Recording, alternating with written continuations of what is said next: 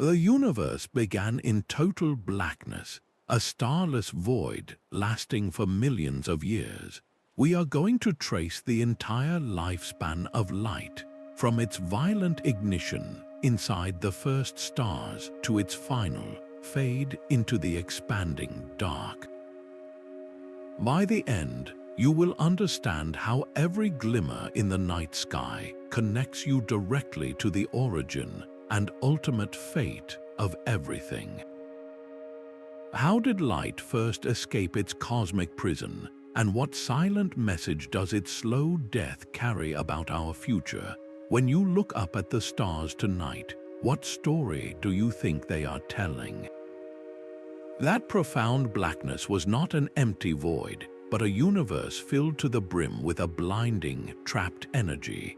For nearly 400,000 years after the Big Bang, the cosmos was a seething, opaque plasma, a hot and dense soup of fundamental particles. Light in its infant form was a prisoner. Photons could not travel any meaningful distance without crashing into a free electron, scattering endlessly in a brilliant, impenetrable fog. It was a luminous broth, a universe glowing with trapped light but utterly dark to any outside observer. Then, in a pivotal moment known as recombination, the expanding universe cooled just enough for a monumental shift. Electrons slowed down and were captured by protons, forming the very first neutral atoms of hydrogen and helium. In that instant, the cosmic fog lifted. The photons, once perpetually scattered, were suddenly set free, streaming across a universe that had just become transparent. This first great escape of light now permeates all of space, cooled and stretched by billions of years of cosmic expansion into a faint microwave whisper. We call this the cosmic microwave background, the oldest fossilized picture of our universe, a baby photo taken when everything was just an infant. But this picture was not perfectly smooth. It held within it the faintest seeds of all future structure, tiny ripples of slightly denser material where gravity would eventually get to work. How did these subtle imperfections in the first light become the grand tapestry of galaxies we see today? The stage was now set, and the long, dark wait for the first true stars was about to begin. From that faint cosmic whisper, gravity began its patient work. For millions of years, those tiny ripples in the fabric of the universe were the only architects in the darkness, slowly pulling matter together. Then, within the deepest, densest pockets of primordial gas, something finally ignited. The first true stars were born, and they were nothing like our own sun. These stellar pioneers, known as Population 3 stars, were colossal behemoths composed of nothing but the universe's original ingredients, pure hydrogen and helium. With no heavier elements to help them cool and fragment, they grew to immense sizes, some hundreds of times more massive than our sun. Imagine a single star so vast and ferociously hot that it burned a brilliant, blistering blue, living a life of explosive intensity. Their lifetimes were cosmically brief, a mere few million years of furious nuclear fusion before they met a spectacular end. The light these titans produced was fundamentally alien. When you look at the spectrum of a star like our sun, you see the complex fingerprints of many elements like carbon, oxygen, and iron. The light from the first stars held none of these markers. It was pure elemental light, the signature of a universe still in its primordial youth. Yet this pure, intense radiation was powerful enough to tear the universe apart for a second time. Their furious ultraviolet light blasted through the cosmos, ripping electrons away from the neutral hydrogen atoms that had formed after recombination. This epic process, known as re-ionization, flooded the universe with free electrons and protons once again, ending the cosmic dark ages and making the vast spaces between galaxies transparent to light. But their most profound legacy was written in their spectacular deaths. These massive stars did not fade quietly. They ended their short lives in cataclysmic supernova explosions, events of unimaginable power. Within their cores, for the very first time in cosmic history, the nuclear furnaces forged elements heavier than helium. In their final moments, they scattered these newly created atoms, carbon, oxygen, nitrogen, and iron, out into the void. This was the first great pollution of the pristine cosmos, seeding the raw gas with the essential ingredients for everything that would follow. The dust and gas that would one day coalesce into planets, oceans, and life itself were forged in the violent deaths of these first magnificent stars. Their brief, brilliant lives transformed the universe from a simple, elemental place into a complex one, rich with potential. So how did these scattered ashes of the first stars gather to form the more stable, long-lived suns we recognize today? The scattered ashes of those first titans did not simply drift into emptiness. They became the raw material for everything to come, gathering in vast, dark clouds that would eventually light up the cosmos once more. These are the stellar nurseries, immense regions of gas and dust where gravity patiently weaves new suns from the remnants of the old.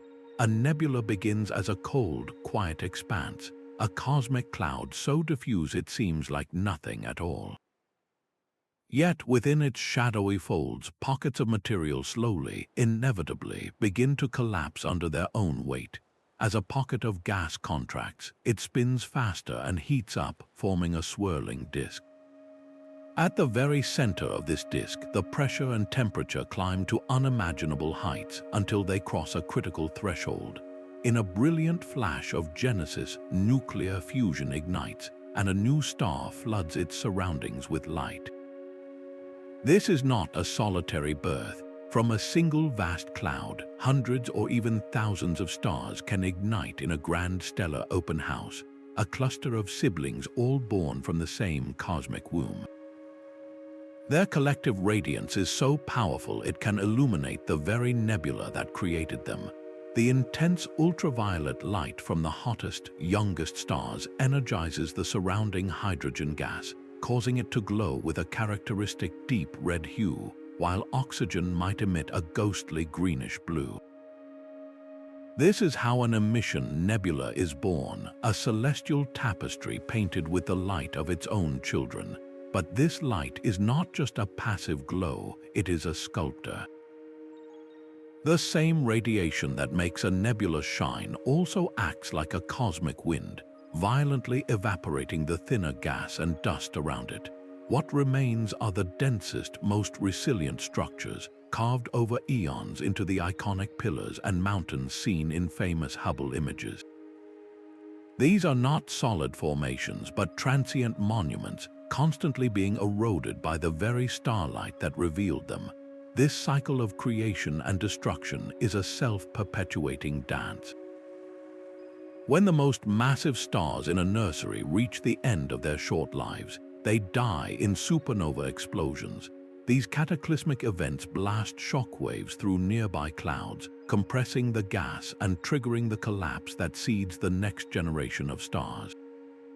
Our own sun was born in such a place over 4.5 billion years ago, its light a direct inheritance from the death of stars that came before.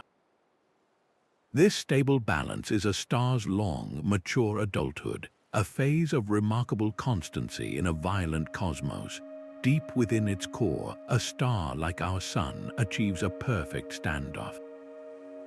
The immense weight of its outer layers pulling everything inward is precisely countered by the outward pressure generated from fusing hydrogen into helium. This state, called hydrostatic equilibrium, is the secret to its longevity. For billions of years, this core furnace burns steadily, transforming millions of tons of hydrogen every second into pure energy, the light and heat that flood the solar system. Our own planet's entire history, from the first stirrings of life to the civilizations of today, has unfolded under the unwavering glow of a star in this exact phase.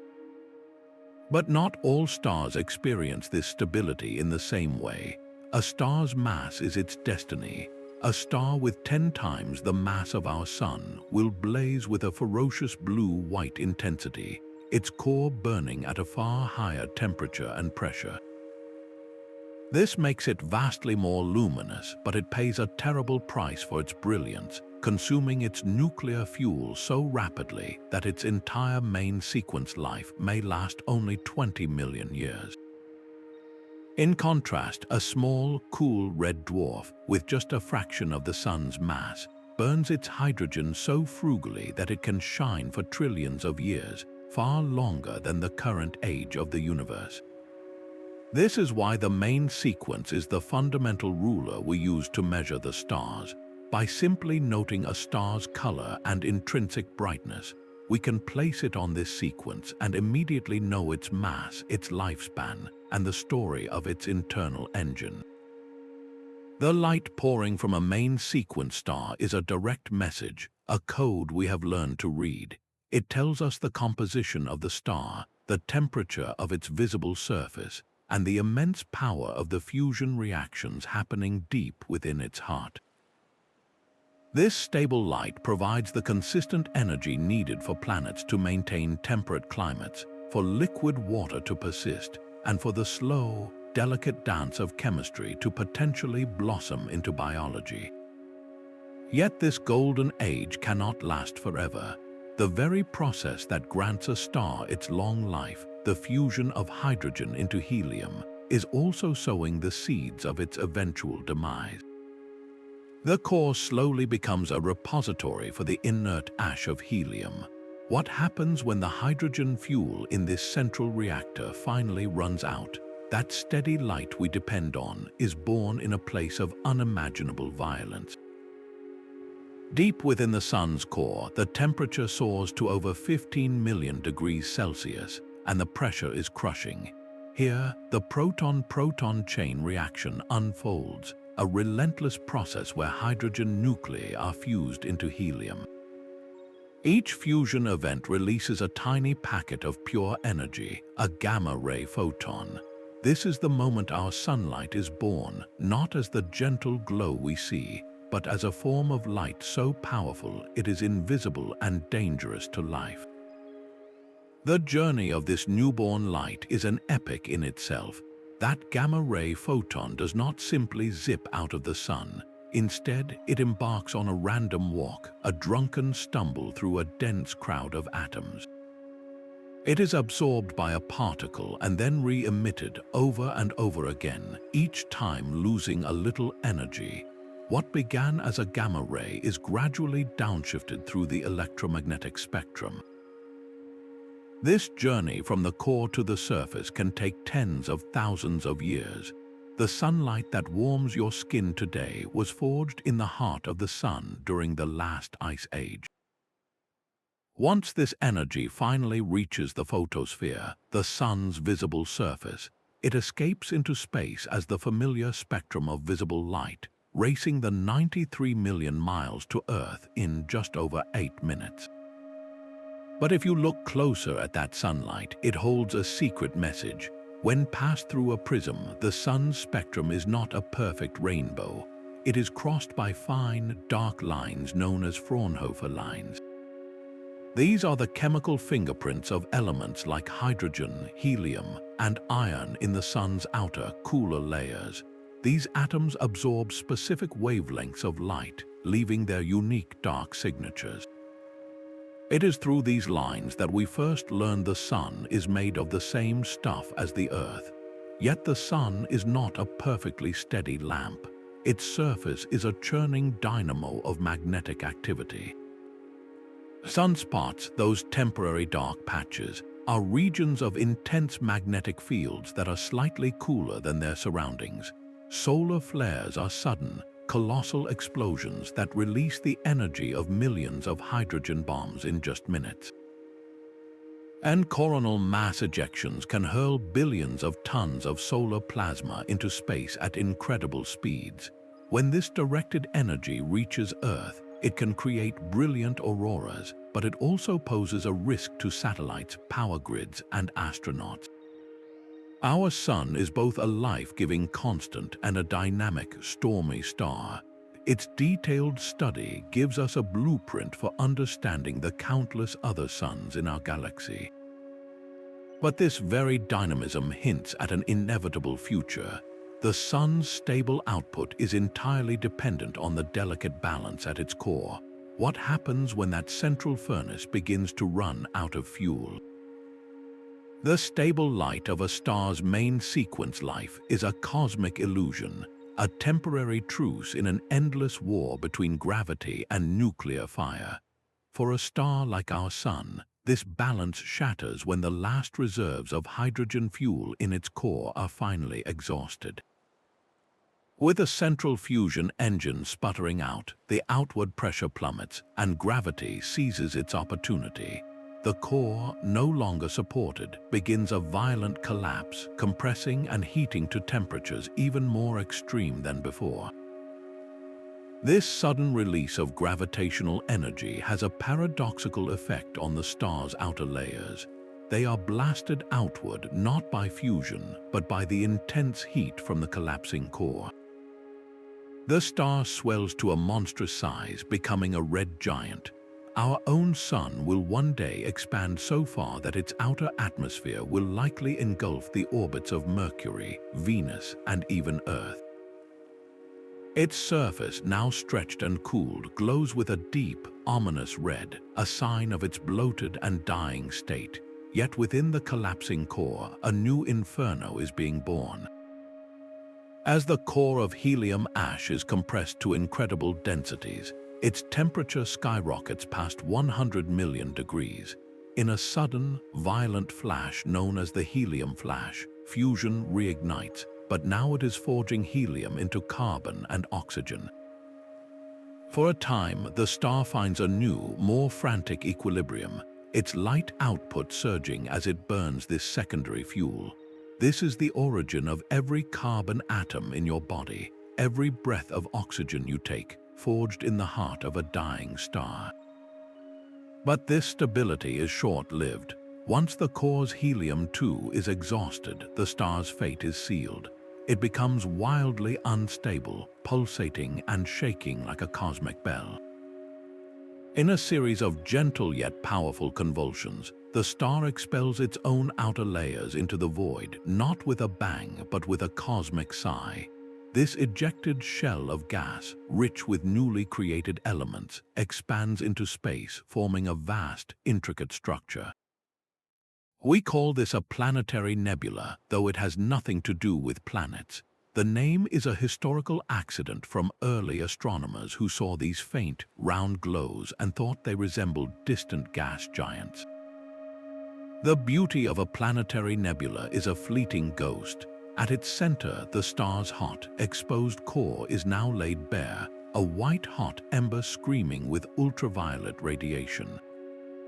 This intense light floods the expanding cloud of ejected gas, energizing the atoms and causing the entire structure to fluoresce in brilliant, ethereal colors. The iconic Cat's Eye and Ring nebulae are examples of these final, painted breaths, cosmic artworks that shine for a mere 20,000 years before fading from view. What remains after the nebula dissipates is the stellar corpse itself, a white dwarf. This is the core of the former star, a mass comparable to our Sun crushed into a volume no larger than Earth. A single teaspoon of its material would weigh many tons. No longer powered by fusion, a white dwarf has no source of new energy. It shines only with the leftover heat of its former life, a faint, white-hot glow that will slowly, inexorably fade over billions of years. This is the last thermal light of the star, the final chapter in its story of emission. Given enough time, a white dwarf will radiate all its heat away, cooling until it becomes a cold, dark, crystalline sphere of carbon and oxygen, a black dwarf. The universe, however, is still too young for even the first white dwarfs to have completed this cooling. every white dwarf we observe is still a dying ember in the cosmic night, a quiet and peaceful end to a long stellar life. But this serene fate is a privilege reserved for stars of a certain mass. What cataclysmic end awaits the true giants of the cosmos, the stars whose immense gravity writes a far more explosive final act? For these stellar giants, the quiet fade of a white dwarf is not an option. Their final moments are written in a cataclysm of almost unimaginable violence. Inside a star more than 8 times the mass of our Sun, a layered fusion engine runs relentlessly, creating elements like a cosmic onion. Hydrogen burns to helium in a shell, helium fuses into carbon, and so on, building up layers of progressively heavier elements like neon, oxygen, and finally, a core of iron. Iron is the ash of nuclear fusion. Unlike all the elements that came before it, fusing iron does not release energy, it consumes it. In that instant, the star's central engine simply shuts off.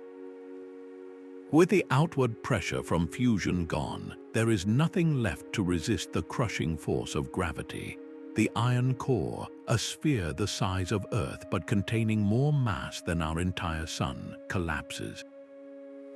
It happens in less than a second. Electrons are smashed into protons, forming neutrons and neutrinos in a furious flood. The core collapses until the neutrons themselves push back, becoming so densely packed that they achieve a state of unimaginable rigidity. The collapse halts and the core rebounds, sending a monstrous shockwave blasting outward through the infalling layers of the star. This is a core collapse supernova. The energy released is beyond comprehension. For a few glorious weeks, a single star can outshine its entire host galaxy, radiating more energy than our Sun will over its entire 10 billion-year lifetime. This is the ultimate cosmic forge. The intense flood of neutrons in the expanding blast wave slams into atomic nuclei, building elements heavier than iron in a frantic process called rapid neutron capture. This is where the universe forges gold and silver, the iodine in your body, the uranium in the Earth's crust. Every precious metal, every heavy element essential for complex chemistry and life, was born in these few seconds of stellar annihilation. The explosion scatters these newly minted atoms far and wide, seeding vast clouds of gas with the ingredients for rocky planets and future biology. Virtually every atom in your body that is not hydrogen was forged in a star, and it was likely a supernova that blasted those atoms into the cosmos, destined to become part of you. The remnant left behind is as extreme as the explosion itself. If the core is between about 1.4 and 3 solar masses, it collapses into a neutron star, a city-sized object so dense that a single sugar cube of its material would weigh as much as a mountain. Neutron stars spin rapidly, some beaming radiation like a cosmic lighthouse that we observe as a pulsar. But if the collapsing core is even more massive, nothing in the universe can stop its implosion. It continues to collapse, crushing itself into a singularity, a point of infinite density where the laws of physics as we know them break down. Its gravity becomes so intense that it warps space-time itself, creating an event horizon, a boundary from which nothing, not even light, can ever return. A black hole is born, yet even in this final act of destruction, these titans leave a vital legacy for the living. The brilliant flash of a supernova is not just a spectacle, it is a cosmic measuring tape. Astronomers can use the predictable way a supernova's light brightens and fades, its light curve, to calculate vast distances across the universe. It was by observing these stellar explosions in distant galaxies that we made the shocking discovery that the expansion of the cosmos is not slowing down but accelerating. The death of a massive star is never truly an end. It is a brilliant, violent, and essential transformation, a sacrifice that seeds the galaxy with the heavy elements for new solar systems and scatters the starlight that allows us to measure the cosmos itself. But if a black hole is the ultimate prison for light, how can something born from such darkness ever be seen? The ultimate darkness of a black hole is preceded by a different kind of ghost, a stellar corpse of impossible density. When the core of a massive star collapses but is not quite heavy enough to form a black hole, it is crushed into a neutron star. Picture the entire mass of our Sun, compressed into a sphere no wider than a city. The matter there is so dense that a single teaspoon of it would weigh billions of tons, a weight comparable to a mountain range held in your hand. This is a realm where atoms themselves have been destroyed, their protons and electrons fused into a solid, swirling sea of neutrons. Some of these incredible objects reveal themselves to us in a rhythmic, cosmic performance. If a neutron star is spinning rapidly and possesses a powerful magnetic field, it can become a pulsar. The star's magnetic poles act like the beams of a lighthouse, channeling intense radiation into narrow cones. As the star rotates, these beams sweep across space. If one of these beams happens to cross the Earth, we detect a regular, repeating pulse of energy, a flash that can occur hundreds of times every second. This is not the thermal glow of a cooling ember. The light of a pulsar is born from raw power, generated by electrons spiraling at nearly the speed of light along those unimaginably strong magnetic field lines. The precision of these pulses is staggering. Some pulsars keep time more reliably than the most advanced atomic clocks on Earth, their rhythm unerring over years and decades. This incredible regularity makes them tools for discovery. By carefully monitoring the subtle changes in the arrival times of pulses from a pair of orbiting pulsars, astronomers confirmed the existence of gravitational waves, ripples in spacetime predicted by Einstein, a discovery that earned a Nobel Prize. These cosmic lighthouses allow us to probe the fabric of the galaxy itself, as their radio waves travel through the thin gas between the stars, revealing magnetic fields and tracing invisible matter. But even these precise clocks are winding down.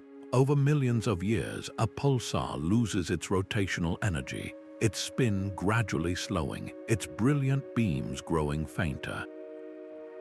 The day will come when their pulses cease, and they become dark, cold neutron stars drifting silently through the void. For now, their rhythmic flashes are a testament to the universe's capacity for order, a structured form of light born from the most chaotic of deaths. The black hole itself is a perfect manifestation of darkness, a tear in the cosmic fabric where gravity achieves total victory. This ultimate collapse creates a boundary called the event horizon, a spherical shell marking the point of no return. At this invisible edge, the escape velocity equals the speed of light. Any photon, any particle of light that crosses this threshold, is lost forever to the known universe, its journey ended. The black hole's interior remains a profound mystery, a place where our current laws of physics break down completely. Yet the space surrounding this perfect darkness can be a theater of violent, brilliant light. When a black hole is part of a binary system or resides at the heart of a galaxy, it can pull matter from a companion star or the surrounding gas. This material does not fall straight in. Instead, it spirals into a flattened, superheated structure known as an accretion disk, swirling at nearly the speed of light. Friction and immense gravitational forces heat this plasma to temperatures of millions of degrees, causing it to glow with an intense, fiery radiance, emitting X-rays and gamma rays that make the vicinity of a black hole one of the most luminous environments we can observe. This light is not from the black hole but from its final, frantic meal. The black hole's gravity also acts as a natural telescope, a phenomenon called gravitational lensing. The mass of the black hole warps the space around it so severely that it bends the path of light from stars or galaxies lying behind it from our perspective. This can create multiple distorted images of the background object, or even a perfect circle of light known as an Einstein ring, a ghostly halo framing the central darkness.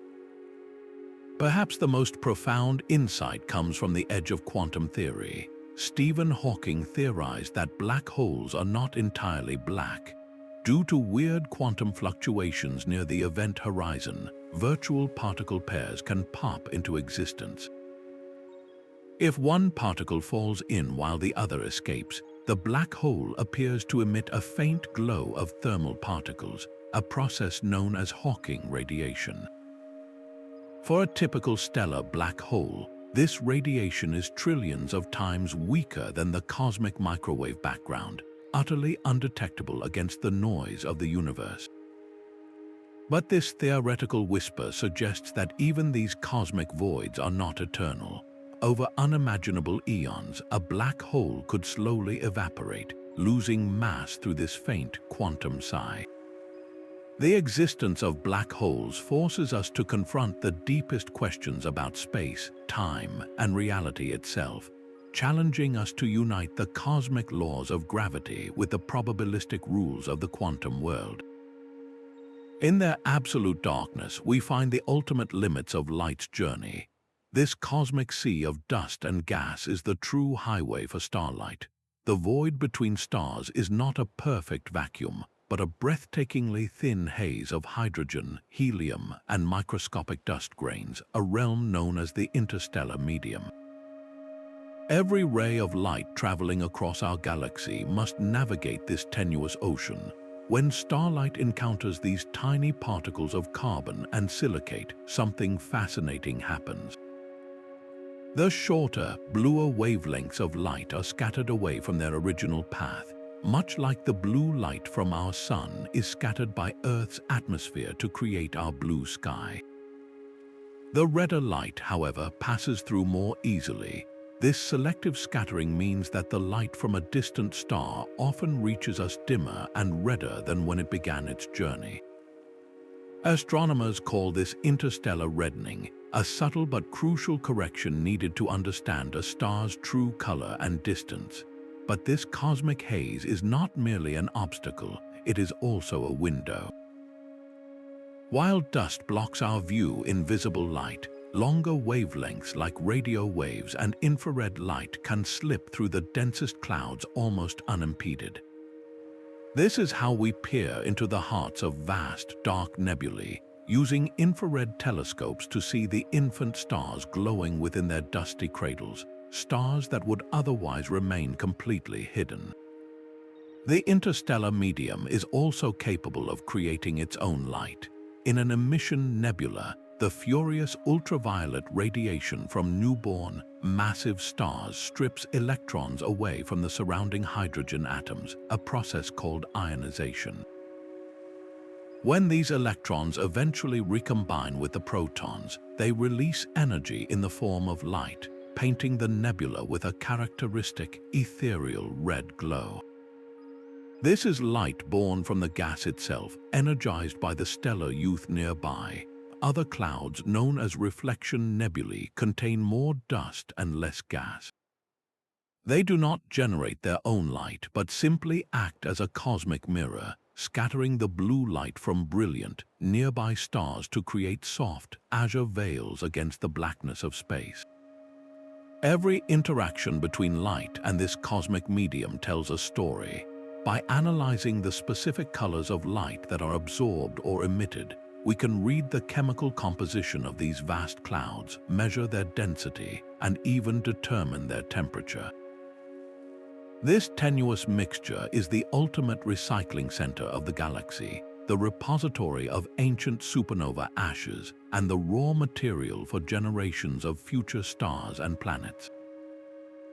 The journey of every single photon is thus a narrative shaped by its passage through this cosmic filter, a story of scattering, transformation, and rebirth written across the light years.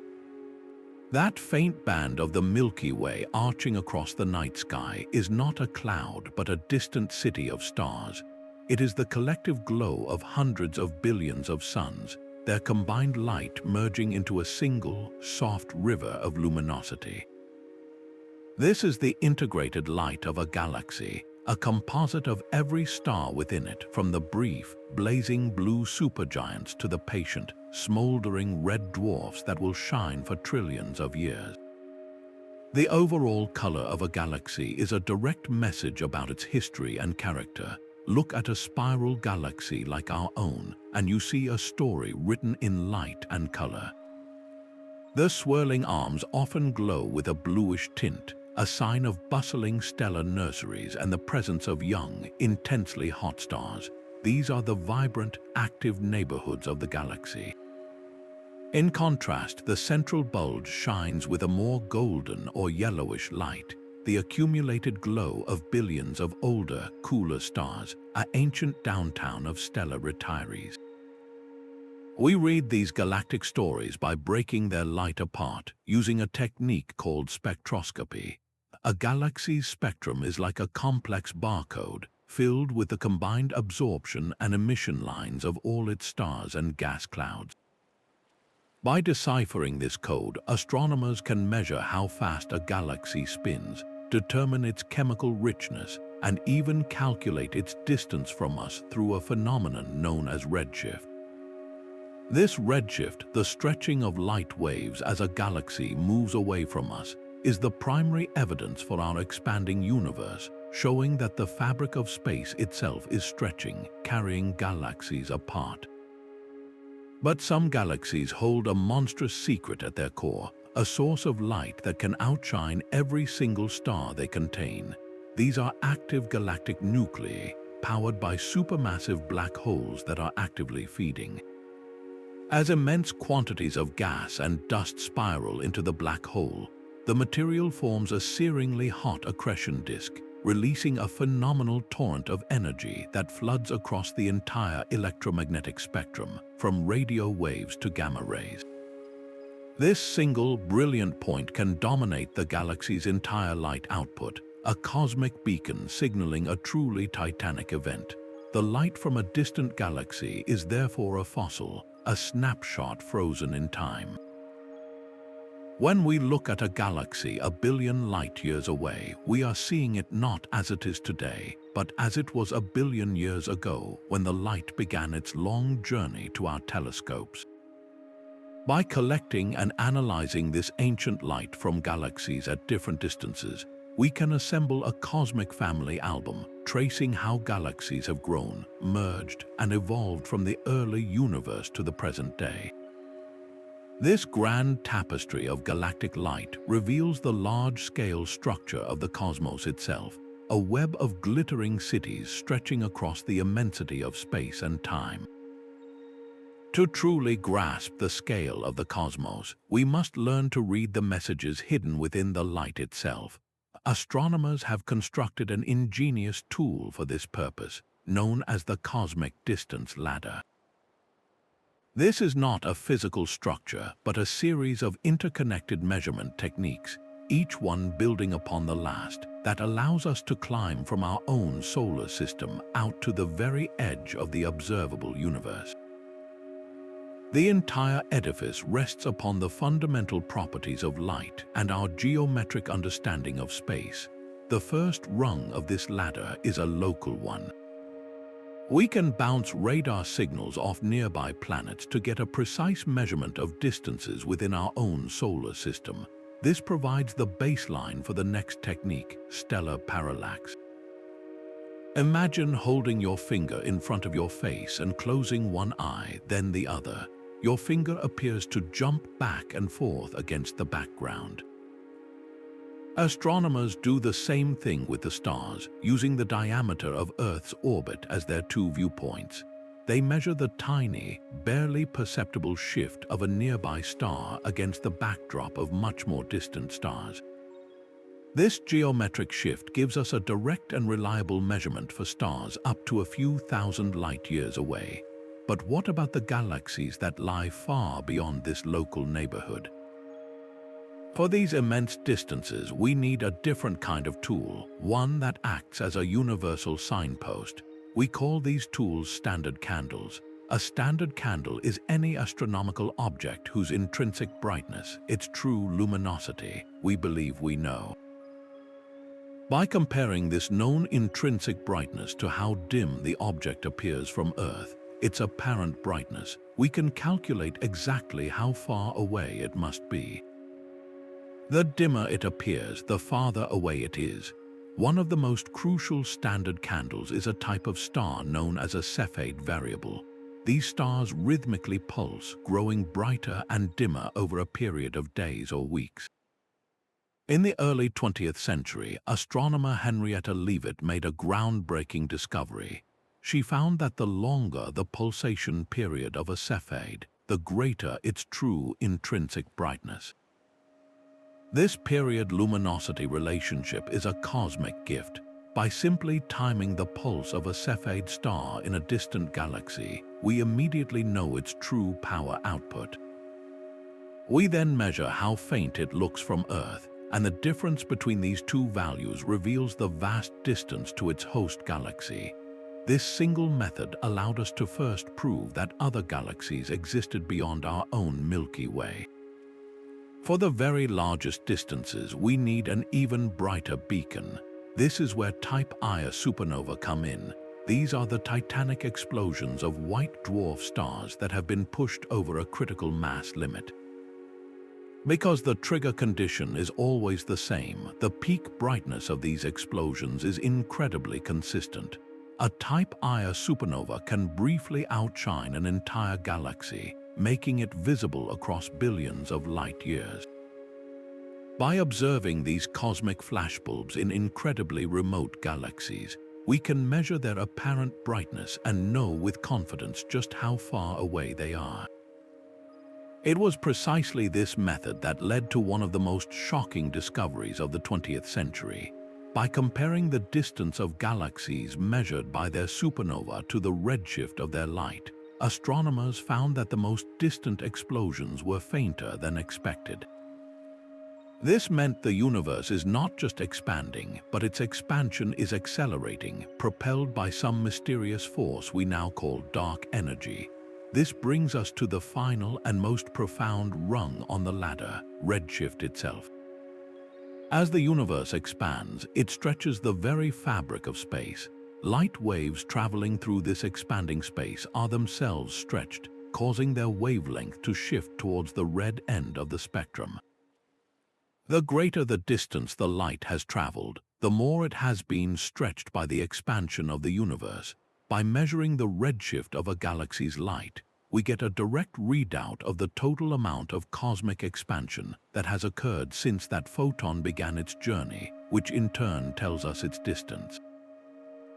Each step on this cosmic ladder, from local parallax to universal redshift, calibrates and verifies the next.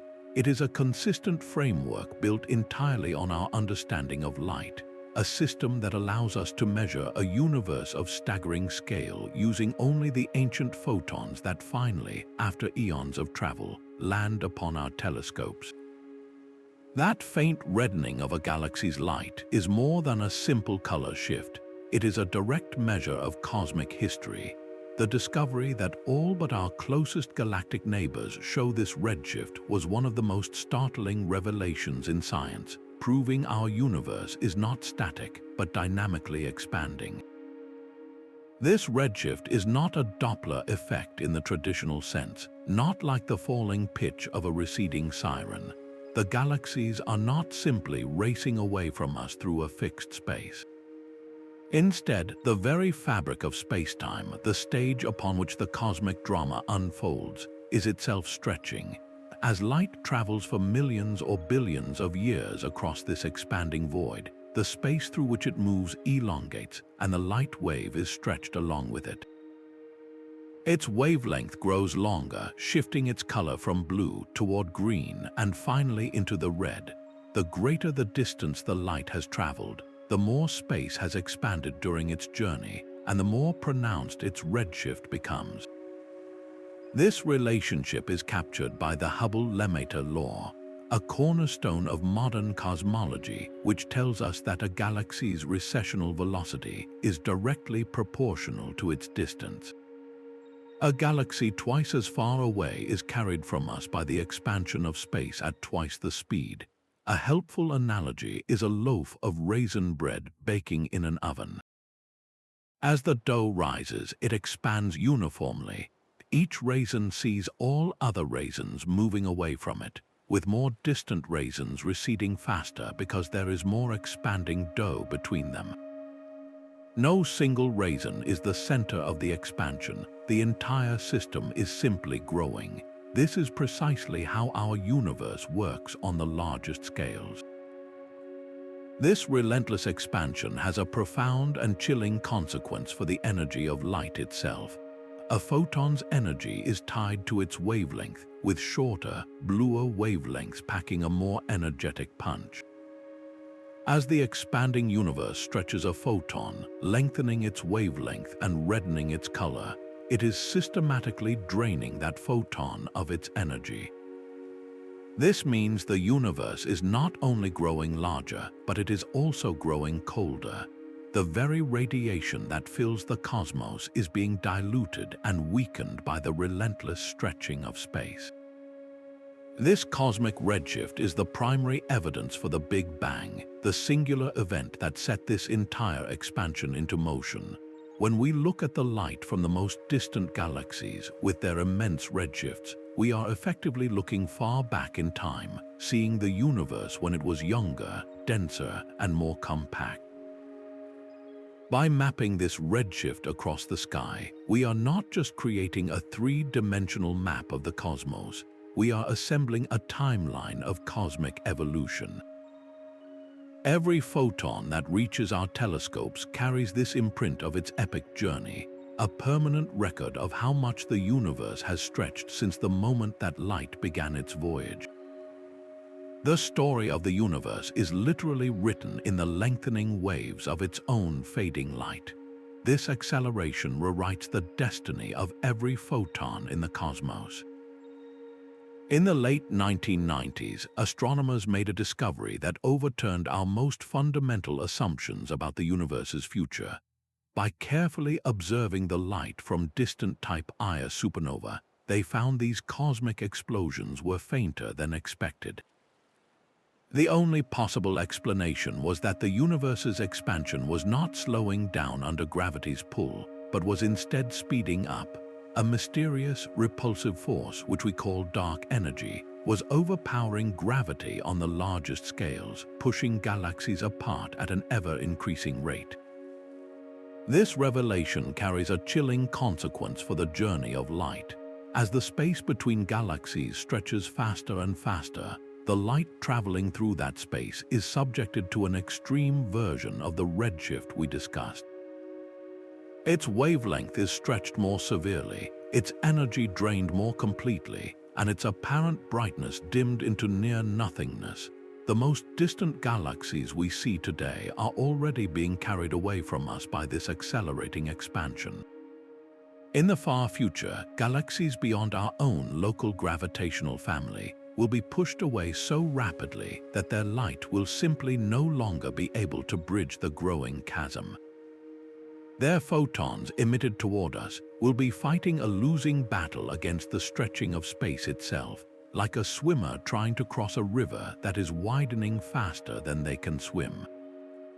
One by one, those distant points of light will redden, fade, and vanish from the sky. For any civilization arising billions of years from now, the universe will appear profoundly isolated. The night sky, now teeming with the combined light of billions of galaxies, will be almost empty, containing only the stars of their own merged supergalaxy. The cosmic microwave background itself, that remnant whisper from the Big Bang, will have been stretched into such long radio wavelengths that it will be undetectable, its energy diluted away by the relentless expansion. The photons that are being emitted right now from the most distant reaches are on a one-way trip into oblivion. Their wavelengths will be stretched toward infinity, their energy dwindling to an infinitesimal whisper. Light, the universe's ultimate messenger, is being systematically silenced over cosmic time. This transforms our understanding of the light we see today. Every glimmer from a distant galaxy is not just a snapshot from the past, it is a precious, fleeting connection. We are living in a uniquely privileged era, a cosmic golden hour when we can still see the grand tapestry of the universe, when the afterglow of creation is still visible, and when the light from distant stars can still reach us. This window to the cosmos is not permanent. It is slowly, inexorably closing as dark energy severs the luminous threads that bind the universe together. This ancient afterglow is a fossilized whisper from the very dawn of time. It is the cosmic microwave background, a bath of microwave radiation that permeates every cubic inch of the universe, a remnant of the moment about 380,000 years after the Big Bang, when the cosmos first became transparent. Its temperature today is a mere 2.7 degrees above absolute zero, a profound chill that represents the cooled and stretched remains of that original fireball. If your eyes could see microwave light, the entire night sky would glow with a uniform, ghostly brilliance, the final cooled embers of creation itself. Yet this glow is not perfectly smooth. When we map it with incredible precision using satellites like Planck, we find it is mottled with tiny variations, minuscule hot and cold spots where the temperature fluctuates by only 1 part in 100,000.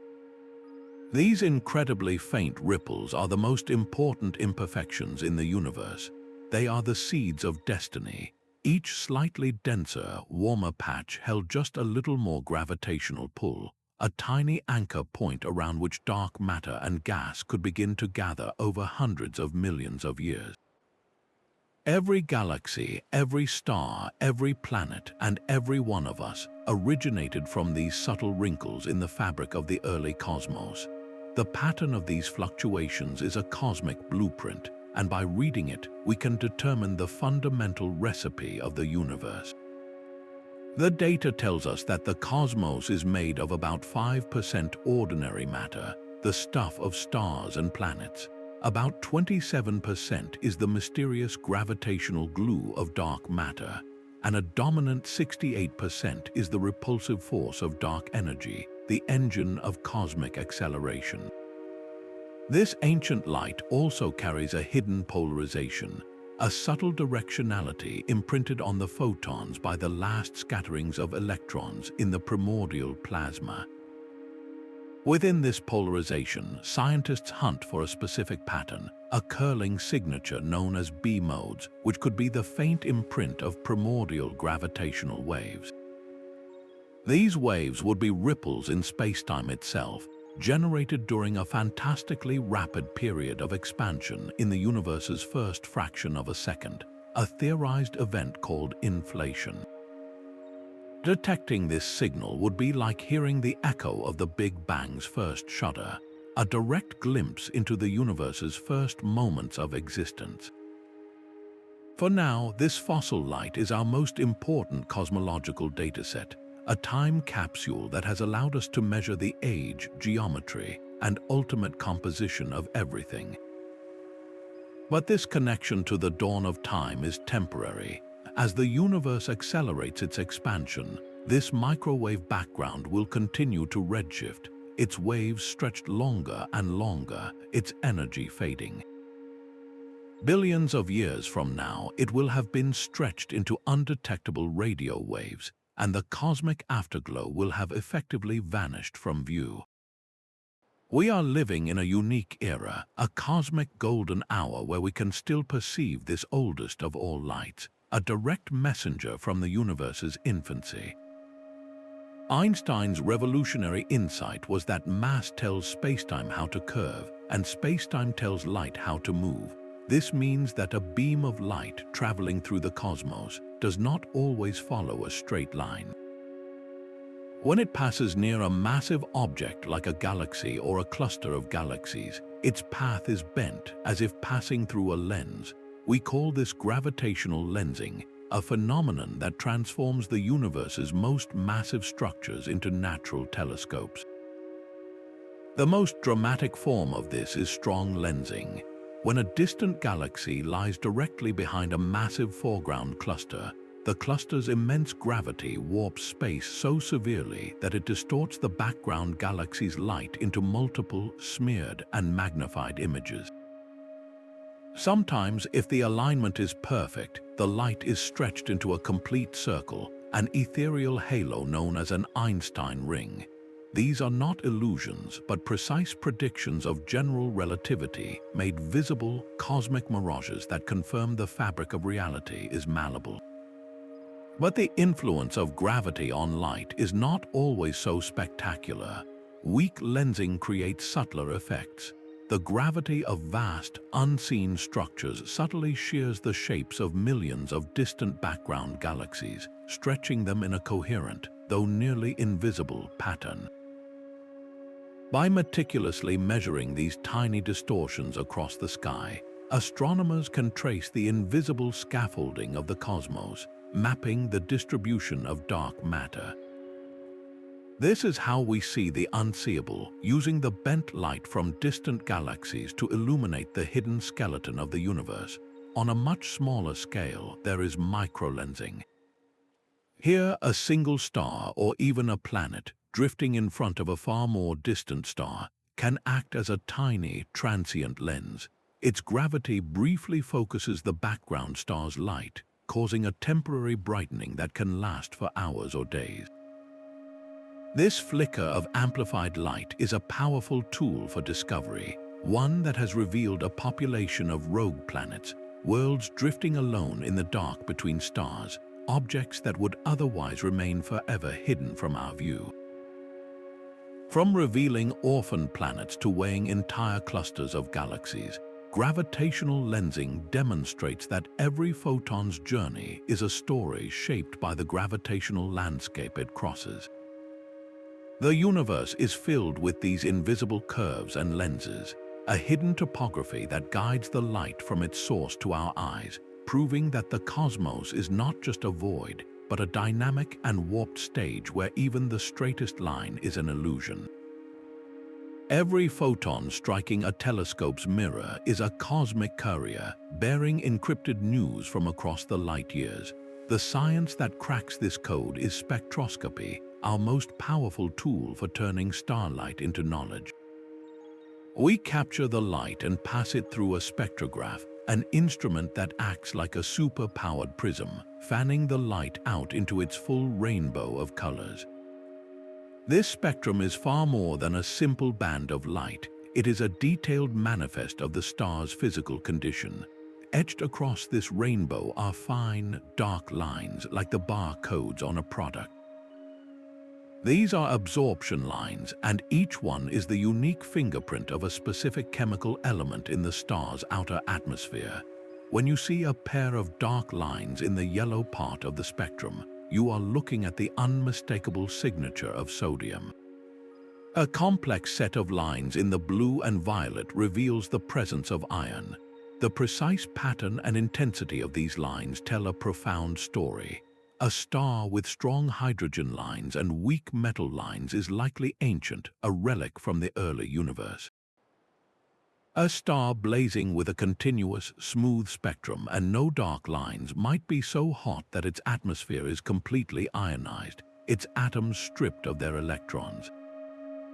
The overall color of the star, from red to blue, gives us its surface temperature, while the width of the hydrogen lines reveals the pressure at its surface, a clue to its size and gravity. But the story does not end with chemistry. The entire pattern of these spectral lines can be shifted from its laboratory position. If the star is moving toward us, the lines are compressed, shifting slightly toward the blue end of the spectrum. If it is racing away, the lines are stretched, shifting toward the red. This Doppler shift allows us to measure a star's motion directly along our line of sight. We can detect the rhythmic wobble of a star as an unseen planet tugs it back and forth. We can measure the dizzying spin of a distant sun, and we can identify binary stars locked in a tight gravitational dance, all from the subtle back and forth dance of these dark lines. For an entire galaxy, the spectrum becomes a composite portrait. The combined light of billions of stars creates a blended fingerprint, telling us if the galaxy is a nursery of young, blue stars or a retirement home for ancient red giants. We can detect the searing, broad emission lines from gas swirling at near light speed around a supermassive black hole at its core, revealing an active galactic nucleus. The light from the most distant objects is a fossilized data stream, a snapshot of physical conditions from billions of years in the past. By comparing these ancient spectra with those of nearby galaxies, we can literally watch galaxies evolve, tracking how they have grown, merged, and changed their chemical composition over cosmic time. Every flicker of starlight is a dense packet of information about its origin, a story of composition, motion, and history carried across the void. This silent conversation between the cosmos and our instruments is the foundation of modern astronomy, a science built on reading the messages carried by light. Our eyes perceive only the narrowest window into the true nature of light. The rainbow of visible color is but a tiny fragment of an immense continuum of energy known as the electromagnetic spectrum. This spectrum encompasses everything from long, gentle radio waves to the furious, minuscule bursts of gamma rays, all moving at the universal speed limit, the speed of light, but distinguished by their wavelengths and the energy they carry. Most cosmic drama unfolds in wavelengths our biological eyes were never built to see. Vast, cold clouds of interstellar gas, dark and silent in visible light, broadcast their presence with a faint, steady glow in radio waves. Newborn stars, still swaddled in the thick dust of their stellar nurseries, remain hidden until an infrared telescope detects their warm, emergent heat. And the searing plasma just outside a black hole's event horizon, heated to millions of degrees, screams its existence not in visible light, but in high-energy X-rays. Our understanding of the cosmos was forever transformed when we learned to build eyes for these invisible colors. The James Webb Space Telescope is a monumental example, an infrared observatory designed to peer through obscuring dust.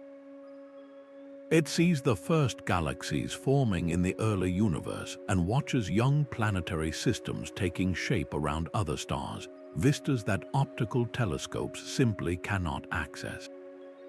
Each slice of the electromagnetic spectrum acts as a key to a different cosmic lock. Radio waves reveal the gentle spin of cold hydrogen and the ghostly trails of electrons spiraling in magnetic fields. Infrared light shows us the warmth of planetary surfaces and the glow of circumstellar dust.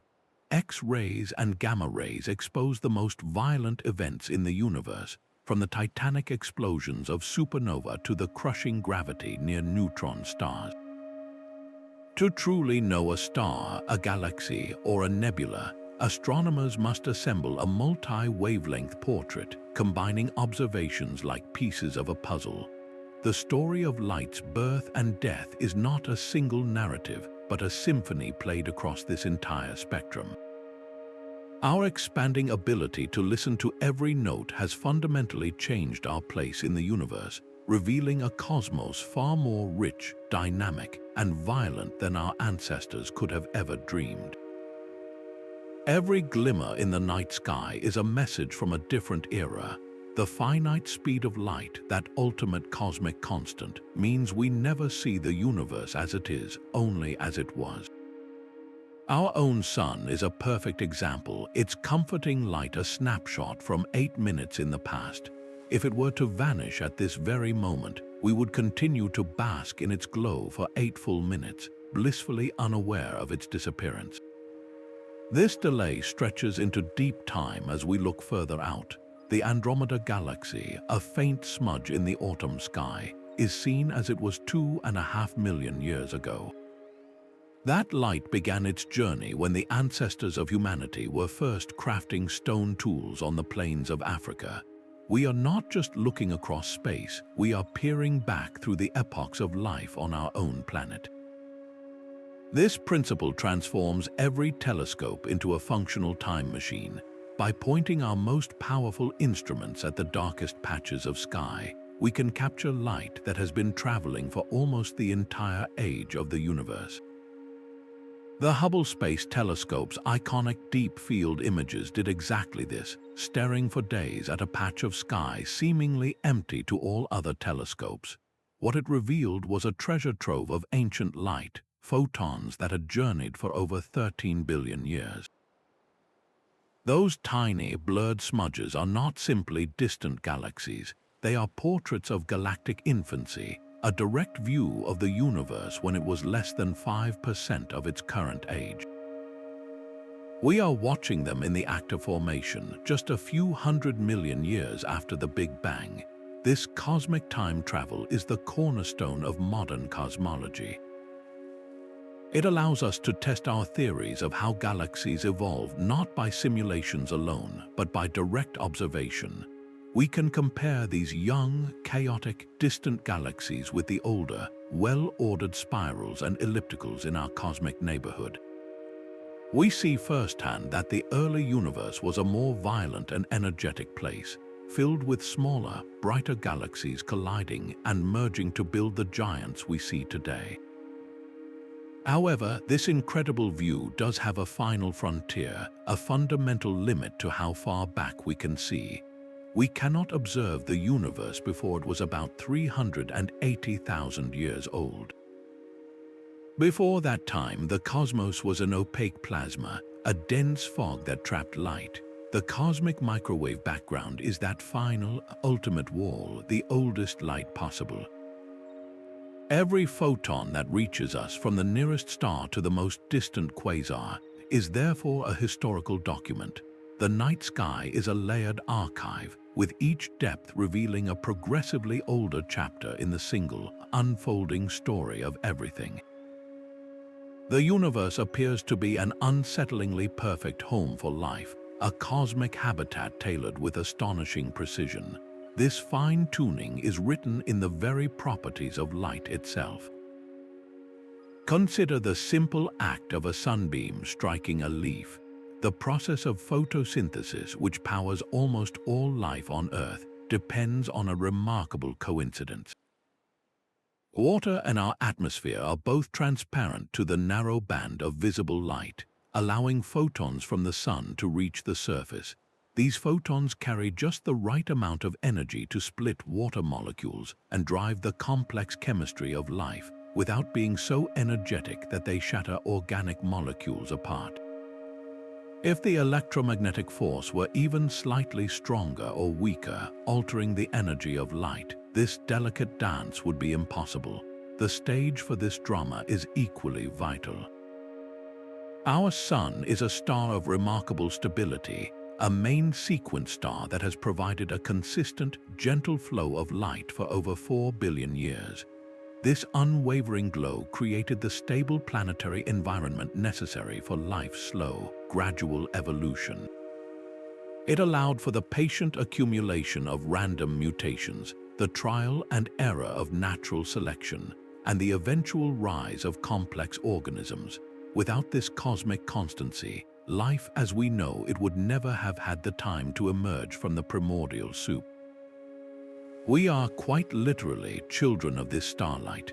Every atom of carbon in your cells, every breath of oxygen you take, was forged in the heart of a long-dead star. The iron in your blood that carries that oxygen was born in the cataclysm of a supernova. The light from those stars, analyzed through spectroscopy, carries the spectral fingerprints of these very elements, telling us the story of our own cosmic origins. Our ability to read that story is another facet of this fine-tuning. The universe's transparency to light allows us to see distant galaxies and measure the cosmic microwave background. This visibility has been fundamental to the development of science. enabling us to reconstruct the history of the cosmos and understand our own minute place within it. This collection of fortunate coincidences, where the constants of nature seem perfectly calibrated for complexity, leads to a profound, if philosophical, idea known as the anthropic principle. It suggests that the universe we observe must be compatible with the conscious life that observes it. We see the universe the way it is because if it were even slightly different, we would not be here to see it at all. The journey of light, from its violent birth in the first stars to its final fade into the expanding dark, is not merely a physical process.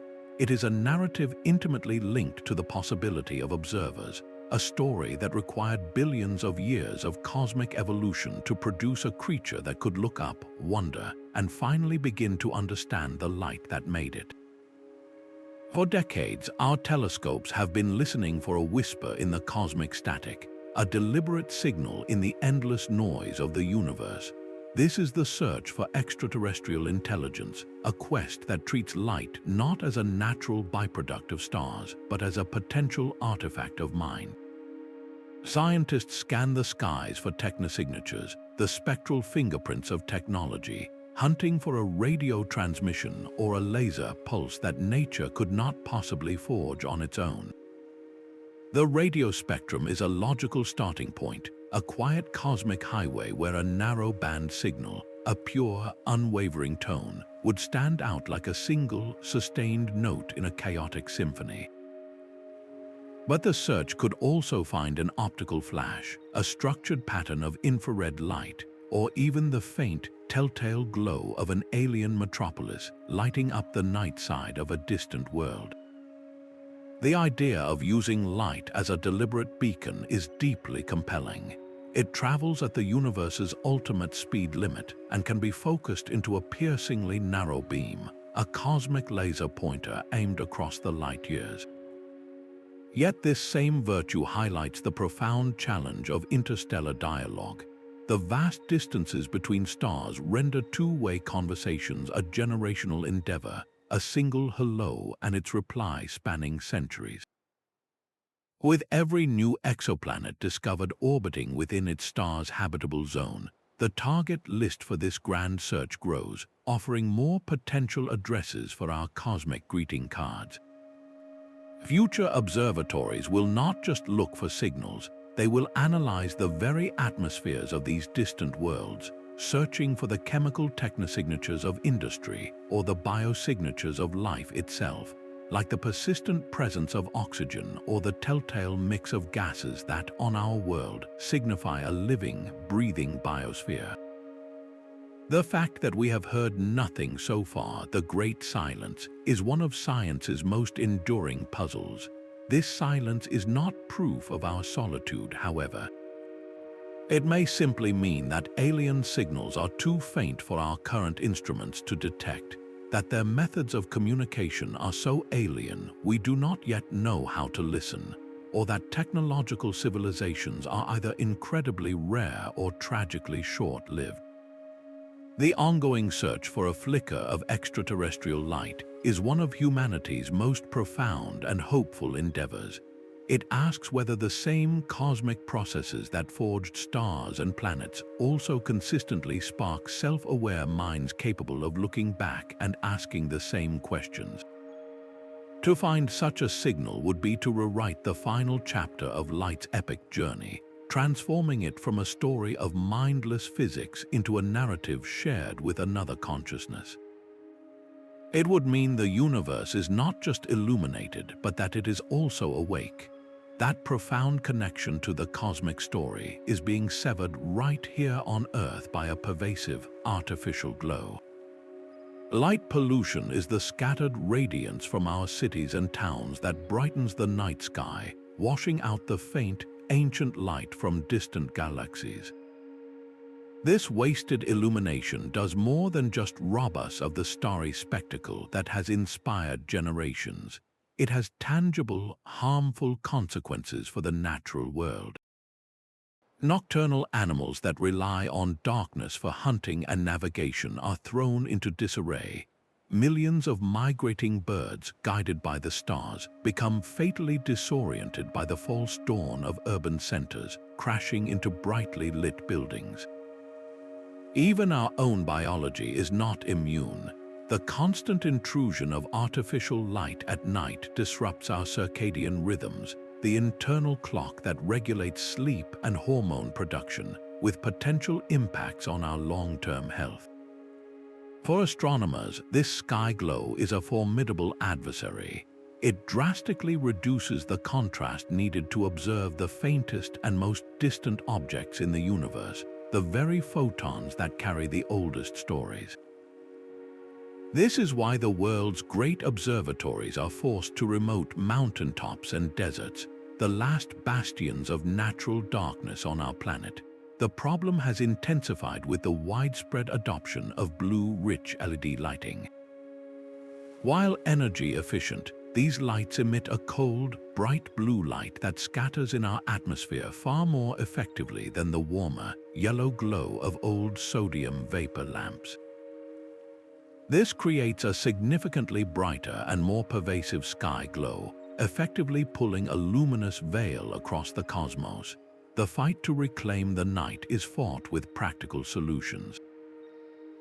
Fully shielded fixtures that direct light downward onto the ground where it is needed prevent it from spraying uselessly into the sky. Motion sensors and timers ensure light is present only when necessary, and communities are establishing dark sky preserves, protected areas where natural night conditions are cherished and defended. This struggle is about more than just better data for telescopes. It is about preserving a fundamental human experience, our visceral connection to the universe. To stand under a truly dark sky and see the river of the Milky Way is to feel a part of that grand narrative of light. We are fighting to ensure that future generations can still look up and witness the final, fading chapters of that epic journey for themselves. This projected fade into darkness is not a sudden event, but a slow, inexorable dimming across cosmic eons. The first to go will be the brilliant, short-lived stars, their fuel spent in a cosmic flash. Then, over the next several trillion years, even the most frugal red dwarfs, those patient embers that have shone since nearly the beginning, will finally exhaust their hydrogen reserves. Their faint red lights will wink out one by one, and the universe will enter its final starless age. The cosmos will become a graveyard of stellar remnants, populated by the fading white dwarfs, the silent neutron stars, and the perfect blackness of black holes. The background glow of the universe, that collective shine from countless galaxies, will diminish to near nothing. Only on rare occasions will a flash pierce the growing gloom, perhaps from the slow, spiraling collision of two brown dwarfs reigniting a temporary sun, or a final, gurgling burst of light as a black hole tears apart a stray, cold planet. These events will be like the last sporadic sparks from a dying fire, each one separated by millennia of deepening dark. As the expansion of space continues to accelerate, driven by the mysterious pressure of dark energy, the universe will grow profoundly lonely.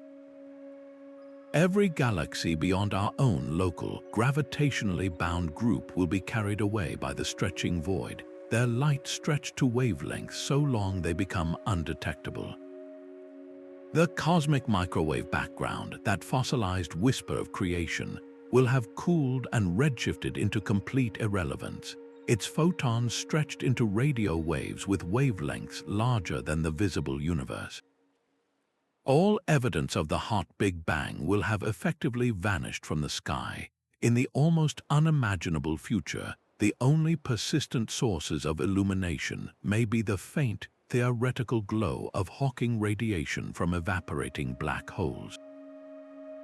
This process is so slow that a black hole with the mass of our Sun would take trillions of times the current age of the universe to dissipate. That faint quantum sigh would be the last, fleeting flicker of light in a cosmos destined for the absolute cold and darkness of heat death. a state of maximum entropy where no energy can be harnessed for work and no new light can ever be born. This vision of the end, while stark, is based on our current best models. The true nature of dark energy remains one of cosmology's greatest mysteries, and future discoveries could rewrite this entire timeline. Yet, this projected fate gives a profound and poignant meaning to the light we see today. Every star in the night sky, every distant galaxy, is not a permanent fixture. It is a brilliant, temporary spark in the cosmic night, a fleeting connection in a universe that is slowly, inevitably turning out the lights.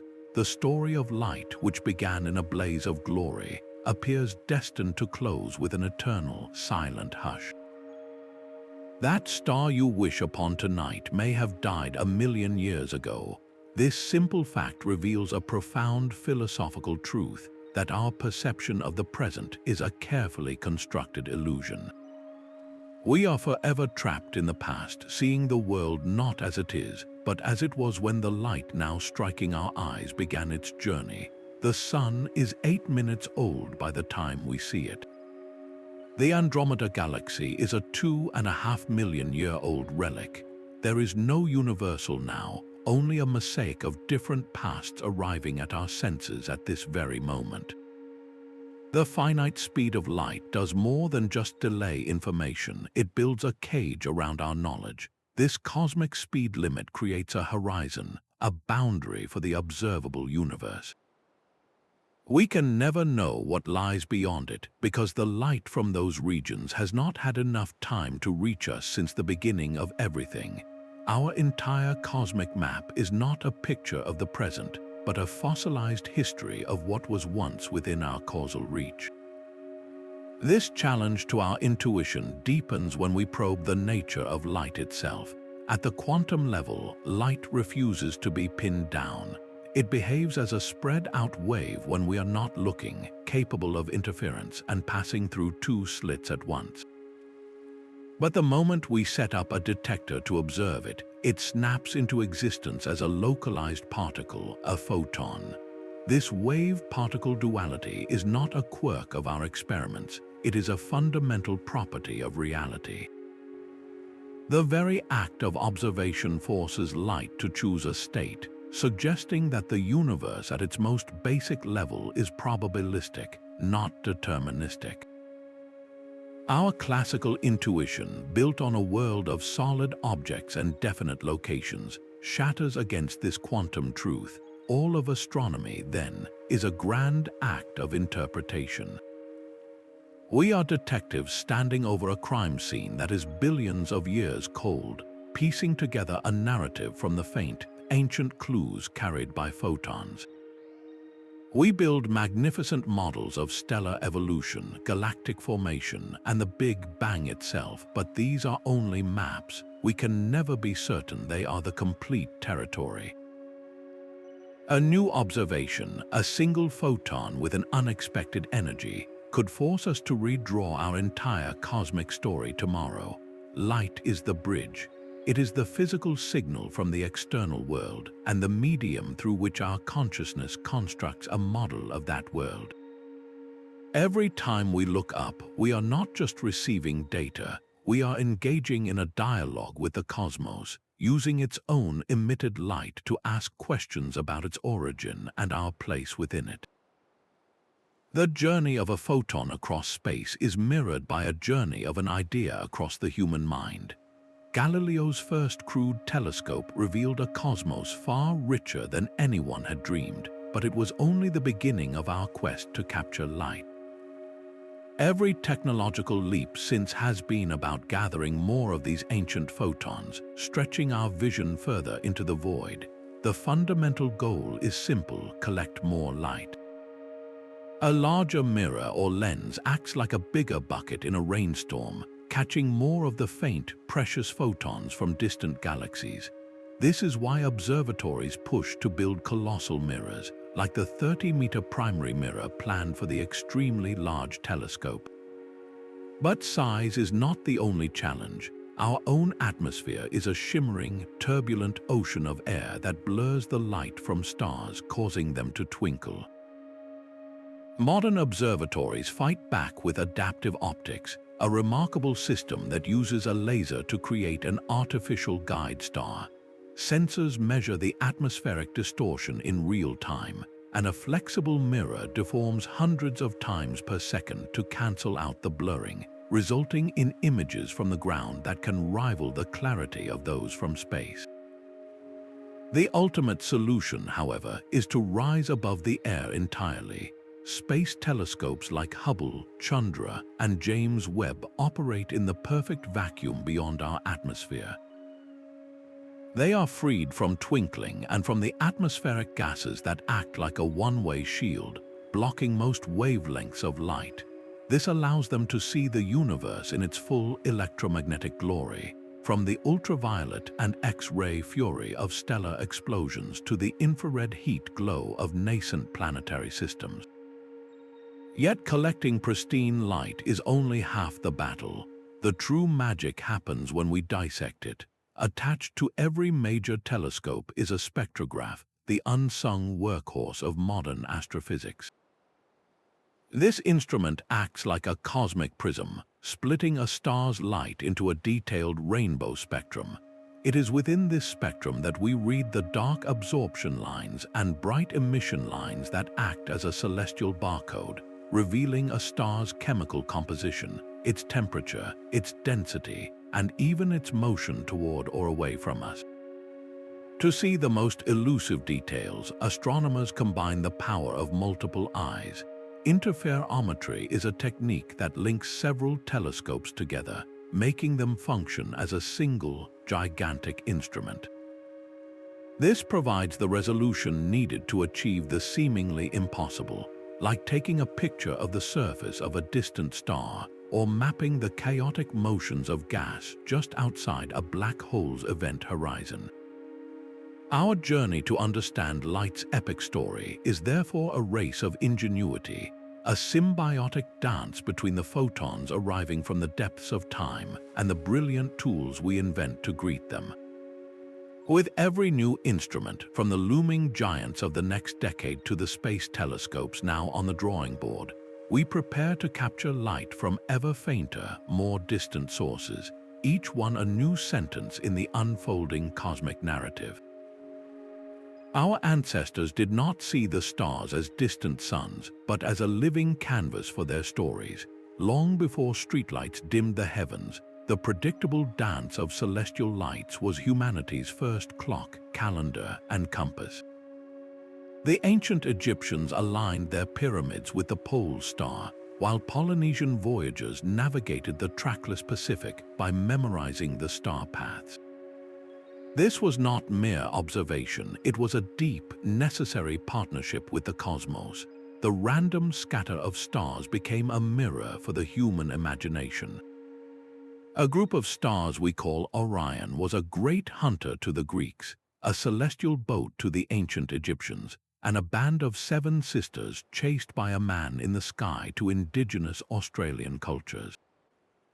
These constellations are humanity's first great works of fiction, written in light across the void, each one a testament to our universal need to weave the impersonal universe into the fabric of our own lives. This connection was not just practical, it was profoundly spiritual. The awe inspired by a truly dark, star-filled sky or the shimmering curtains of the aurora has been a wellspring for art and faith for millennia. Van Gogh's Starry Night is not a photograph, it is an emotional translation of that overwhelming wonder, a swirl of cosmic energy made visible. The grand cathedrals of Europe, with their vaulted ceilings reaching for the heavens, are architecture inspired by the celestial dome. From the epic poems of Homer to the cosmic horror of Lovecraft, the stars have served as both muse and antagonist, reflecting our deepest fears and highest aspirations about our place in the grand scheme. This emotional and creative drive to understand the lights above inevitably sparked a revolution in thought. The precise, predictable motions of the planets against the background stars demanded an explanation beyond the whims of gods. This intellectual hunger gave birth to mathematics to model their paths and physics to explain their motions. The scientific revolution began when we stopped just telling stories about the stars and started asking them questions, a shift that revealed we are part of a vast, knowable system. That dialogue continues today, transformed by technology. The breathtaking images from the Hubble and James Webb telescopes are modern constellations. The Pillars of Creation is more than a cloud of gas, it is a cosmic icon, a bridge between the raw data of astrophysics and a public sense of wonder.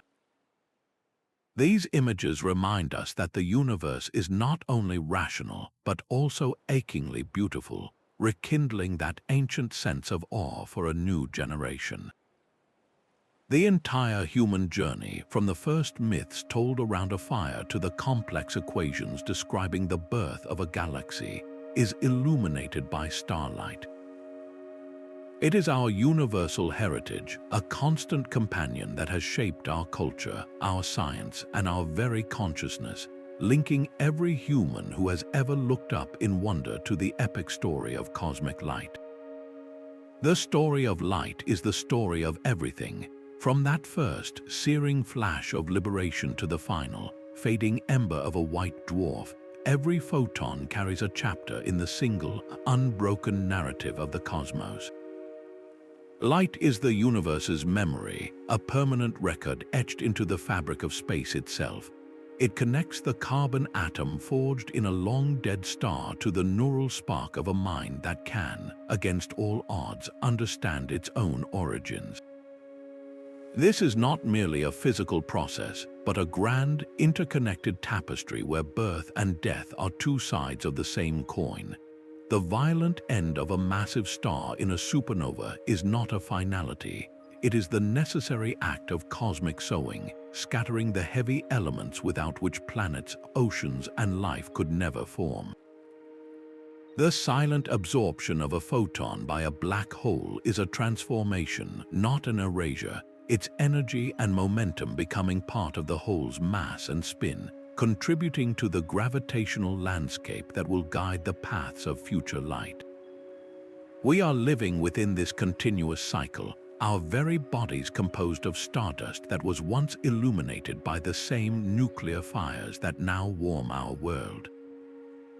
The light that reaches your eye from a distant nebula is both an ancient fossil and a living messenger, carrying data about its chemical composition, its motion, and the history of every gravitational field it has passed through. This flow of information, carried on waves of energy, is what makes the universe knowable. It reveals a cosmos that is not a collection of isolated objects, but a single, dynamic, and evolving system. The laws of physics, from the quantum jitter of empty space to the relentless pull of gravity, choreograph this endless dance. To trace the life of a photon is to trace the history of structure, complexity, and ultimately, consciousness itself. We are not just observers of this epic, we are a part of its storyline, a fleeting but aware manifestation of the universe's capacity to look back upon itself. The gradual dimming of the cosmos is not an end, but the closing of a chapter written in radiant energy, a transformation into a different kind of existence, one where the story continues in the silent, patient language of mass and gravity.